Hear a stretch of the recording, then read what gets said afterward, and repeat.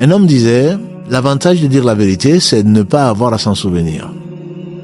Quand tu es menteur, qu'est-ce que j'ai dit à la belle-mère? Qu'est-ce que j'ai dit à mon épouse? Qu'est-ce que j'ai dit à mon ami?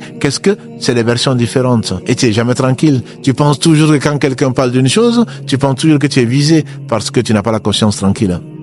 Déjà, Allah t'apaise dans ce bas monde. Allah te donne en compensation, puisqu'il est reconnaissant, de la joie que personne ne peut t'arracher parce que tu es en conformité avec ce que Allah aime.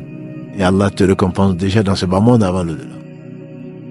En fonction du sacrifice qu'il t'a permis de faire, pas que tu as fait.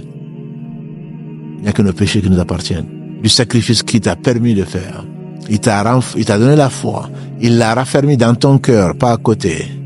Et en même temps, Allah t'a permis de la garder, de la maintenir, de la désherber telle une plante. Comme l'a dit le prophète sallallahu alayhi wa sallam, le croyant, il est comme une plante fraîche et tendre. Le vent la fait pencher, la renverse, et après ça se redresse. Il est toujours comme ça dans l'épreuve jusqu'à arriver à la mort. Hadith rapporté par les deux, dans des versions différentes. C'est comme une tige d'une plante. L'épreuve à gauche, l'épreuve à droite, l'épreuve devant.